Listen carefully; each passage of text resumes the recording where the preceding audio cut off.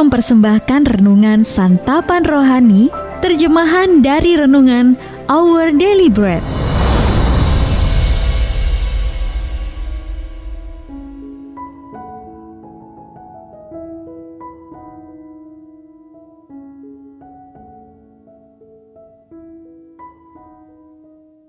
Sahabat ODB, pembacaan Alkitab hari ini terambil dari Yakobus pasal yang kelima, ayat yang ke-13 sampai dengan ayat yang ke-20.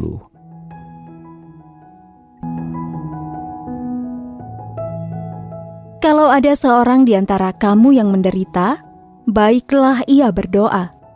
Kalau ada seorang yang bergembira, baiklah ia menyanyi.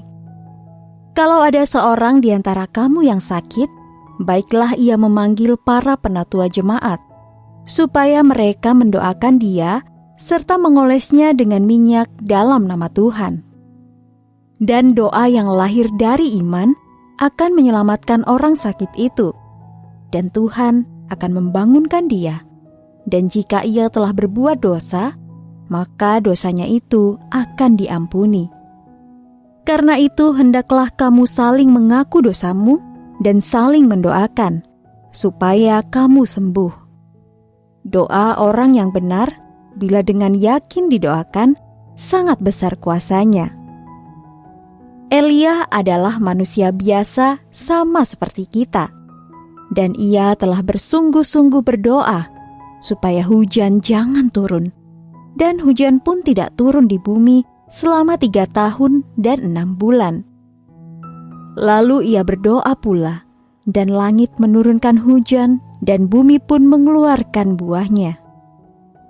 Saudara-saudaraku, jika ada di antara kamu yang menyimpang dari kebenaran, dan ada seorang yang membuat dia berbalik, ketahuilah bahwa barang siapa membuat orang berdosa berbalik dari jalannya yang sesat, ia akan menyelamatkan jiwa orang itu dari maut dan menutupi banyak dosa. Ayat mas renungan hari ini terambil dari Yakobus pasal yang kelima ayat yang ke-16. Hendaklah kamu saling mengaku dosamu dan saling mendoakan supaya kamu sembuh. Renungan hari ini berjudul Autentik dan Terbuka, ditulis oleh Po Fang Chia. Hai Po Fang, tulis seorang teman gereja dalam pesan singkat. Untuk persekutuan kelompok kita bulan ini, yuk kita ajak semua orang untuk menerapkan Yakobus pasal yang kelima ayat yang ke-16. Kita coba menciptakan lingkungan yang saling percaya dan dapat menjaga rahasia, supaya kita bisa terbuka untuk menceritakan dan saling mendoakan pergumulan hidup kita. Saat itu saya tidak yakin harus menjawab apa. Walaupun para anggota kelompok kecil kami sudah saling mengenal selama bertahun-tahun, kami tidak pernah benar-benar terbuka dan menceritakan luka batin dan pergumulan kami kepada satu sama lain. Keterbukaan terasa menakutkan. Namun sesungguhnya kita semua adalah orang berdosa dan sama-sama mempunyai pergumulan.